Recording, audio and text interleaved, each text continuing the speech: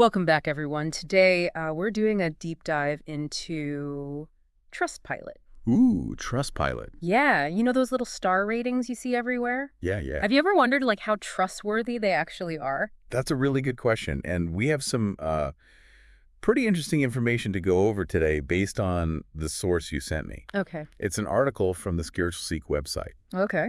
And it really digs deep into the author's own experiences with Trustpilot. Okay. And it brings up some pretty serious questions about how the platform actually operates behind the scenes. Before we get too far into this whole thing, let's just do a quick recap of what Trustpilot is. Okay. You know, for anyone listening who might not know. For sure. So basically, it's a website where people can rate and review businesses. Okay. Kind of like a Yelp. Right. But for, like, pretty much anything. Yeah. The idea is to help consumers make more informed choices Yeah. based on what other people are saying. Right. The concept is like to tap into the wisdom of the crowd. You know? Exactly. Like all those people can't be wrong, can they? Yeah.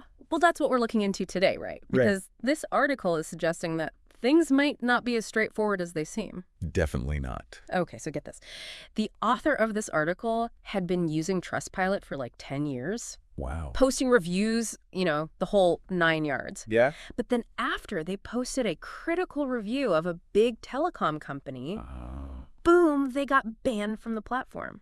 Oh, wow. Just like that. What? Yeah, and they were saying that the ban was like totally out of the blue and super opaque. Really? Yeah, they said all they got were automated responses, no explanation, you know, like no way to appeal. So frustrating. Yeah, it's like trying to get a straight answer from a chat bot, you know. Right. Just totally powerless. It's like you're going up against this like faceless corporation. Exactly. And there's absolutely nothing you can do about it. Yeah. That's got to be a terrible feeling. And this is where it gets even more interesting. Okay. So the webmaster of the Spiritual Seek, Right. that's the website that published this article, Mm-hmm. they tried to sign up for a paid Trustpilot account. Oh, so like the kind of account where businesses can like manage their reviews and interact with customers. Exactly. They were like, okay, we're going to play by the rules. Yeah. But guess what happened? Right. They got hit with a preemptive ban. A preemptive ban. Yeah. So they got blacklisted before they could even like use the platform. Yeah, before they even had any reviews to manipulate. That's crazy. What criteria are they even using? I know, right? It makes you wonder. Like, if it's not based on actual review content, then what is it based on? Yeah. And here's the kicker. The Spiritual Seek is still banned to this day. Oh, wow. You can actually go check it out for yourself. Really? It's like they're being punished for something they haven't even done. It's like they're guilty until proven innocent. It's so strange. Right. And the article doesn't start there. Oh, no. So the author did some more digging, and they uncovered thousands of negative comments and reviews about Trustpilot all over the internet. Oh, my God. Like on forums, social media, even some that slipped through the cracks on Trustpilot itself. Wow. So we're not talking about just like a few isolated complaints here. Yeah. This is like a widespread pattern of negativity. When you see that many people having a problem, Yeah. you got to think that something is seriously wrong. Exactly. And these concerns basically boil down to two major accusations. Okay, lay it on me. One, Trustpilot is deleting negative reviews for companies that pay for their services. Oh. And two, that they're letting fake positive reviews stay up to artificially boost scores. So basically, they're rigging the system Pretty much. in favor of whoever's paying them the most. Yeah, and this is a huge problem. Oh, yeah. This could have some really serious consequences. Imagine you're a small business owner. Yeah. You get a negative review. Mm-hmm. That's actually unfair. You try to contest it, Yeah. but Trustpilot just ignores you because you're not a paying customer. And suddenly your reputation is tarnished. Exactly. You start losing customers. It's like having your livelihood held hostage. It's like a pay up or else situation. Exactly. And then on the flip side, you have consumers like you and me. Right, yeah. We're trying to make informed decisions based on these reviews. Mm-hmm. But if we can't trust that the information is genuine Yeah. and unbiased, Right. then the whole system falls apart. Totally. It becomes a game of who can pay the most to control their online narrative. Yeah, and that's not fair to anyone. So what evidence does this article actually give us? Well, first of all, the author shares their own personal experiences. Okay. They talk about having negative reviews deleted, Yeah. even after they provided like extra information to back up their claims. Oh, wow. And it's one thing to have a system in place to get rid of reviews that are like genuinely fake or abusive. Mm-hmm. But if like legitimate criticism is being silenced just because a company's paying Trustpilot, that's a whole other story. It's like extortion. It is. Pay up or we'll let these negative reviews damage your reputation, Right. even if they're true. It's scary to think about. Okay, so what about the fake positive reviews? Right. How do we know those are even real? Well, the article points out that there are whole services out there Like what? that are dedicated to selling positive Trustpilot reviews. Wait, you can just buy a bunch of good reviews for your business? Apparently, yeah. What? It's all out in the open. How is that even allowed? I don't know, but it really shows how easy it is to manipulate these platforms. That's crazy. So how can you tell if a review is fake? Well, a lot of times they're super generic Okay. and vague. Okay. They might say things like, great service Yeah. or highly recommend, Mm-hmm. but they don't give you any actual details. So it's like they're trying to make the business look good without actually saying anything of substance? Wow. Okay, so we talked about how this hurts consumers. Yeah. But what about businesses that don't pay to play? Well, the article argues that they're at a real disadvantage Okay. because if negative reviews for paying companies are more likely to disappear, Yeah. while negative reviews for non-paying businesses just stay up, Yeah. it creates a really uneven playing field. So it's like a damned if you do, damned if you don't situation. Exactly. If you pay, you're contributing to a system that's clearly flawed. Right. But if you don't pay, you risk getting buried under potentially unfair negative reviews. It's like they're being punished for being honest. So what does this all mean for us as consumers? We'll explore that question when we return. Can't wait. So before the break, we were talking about how this whole Trustpilot system could be rigged against businesses that don't pay for their services. Yeah, it's kind of messed up, right? Totally. And it really makes you think about the bigger picture here. Like, what do you mean? It's not just about one website. Yeah. It's about this larger issue of like trust and transparency in the digital age. Yeah, that's true. Like, it's not just Trustpilot. Right. It's like everywhere online. Yeah. It's like we're constantly being bombarded with all this information, Mm-hmm. From like reviews to news articles to social media posts. Yeah, and it feels like our whole perception of reality is being filtered through these algorithms and platforms. Exactly. And we have no control over how that information is like curated or presented to us. And when you have profit being prioritized over integrity, it creates this environment where manipulation and misinformation can just thrive. It's like someone's playing a giant game of smoke and mirrors with our minds. I know. Right. It's like trippy. It is. So what can we even do about it? Are we just stuck? I don't think so. I think we have more power than we realize.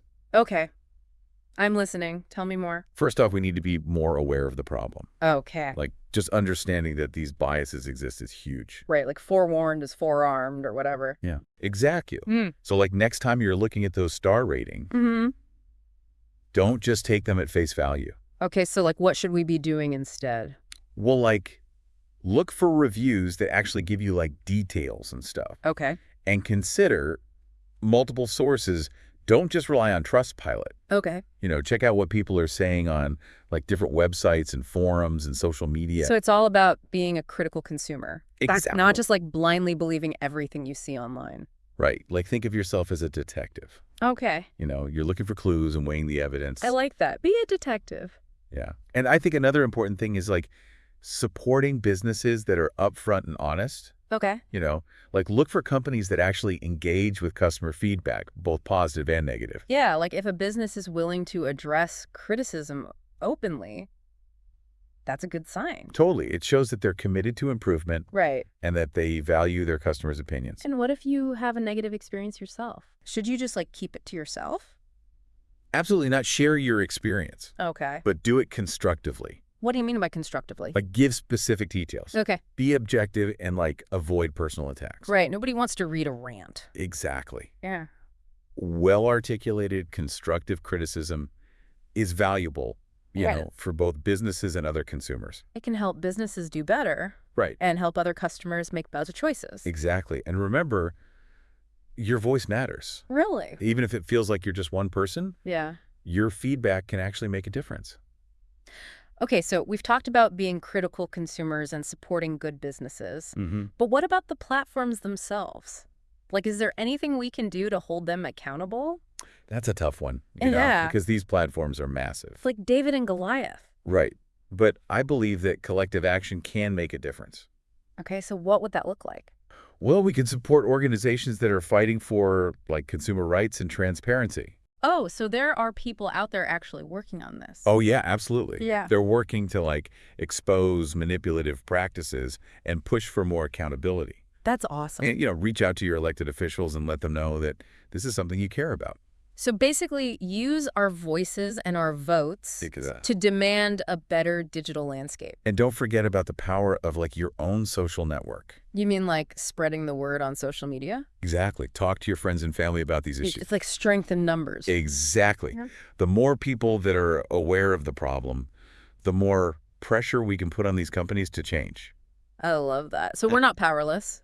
Definitely not. We have more power than we realize, and it's time to start using it. Okay, so we talked about being critical consumers, supporting ethical businesses, and holding these platforms accountable. Yeah. But I want to circle back to something you mentioned earlier. With that. This idea of a Trustpilot for Trustpilot, like a platform that rates and reviews other review platforms. That's a great idea. Right. I love that. Because if we can't trust these platforms, to be honest, Yeah. then maybe we need a way to keep them in check ourselves. I think that's brilliant. Like a meta-review site Yeah. that exposes all the shady stuff. Right. Like manipulation, censorship, lack of transparency. It would give consumers so much more power. To choose platforms that are actually good. Exactly. And it would make platforms like Trustpilot want to clean up their act. Right, because they know they're being watched. It's like a watchdog. I love that analogy. It makes you wonder why this doesn't already exist. I know, right? Like, somebody get on that. Seriously.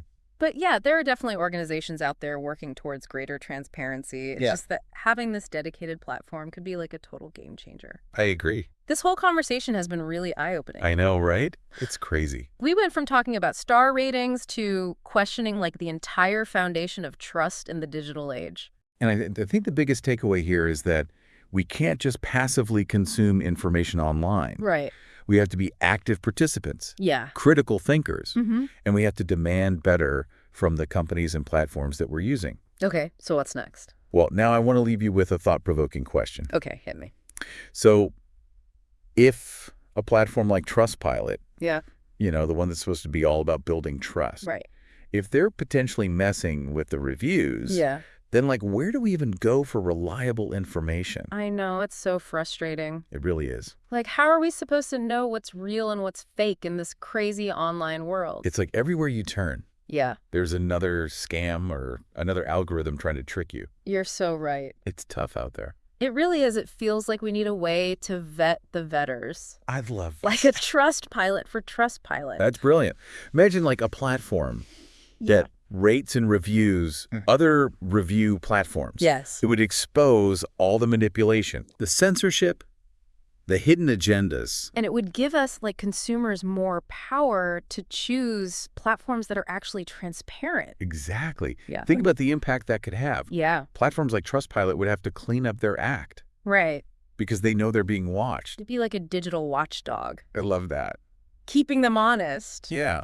Why doesn't something like this already exist? There's no right. Such a good idea. Well, there are definitely organizations out there working towards greater transparency. Yeah. But like you said, having this dedicated platform could be huge. Totally. This whole conversation has been like a serious eye-opener. It's crazy, right? We went from talking about little star ratings to questioning the entire foundation of trust in the digital age.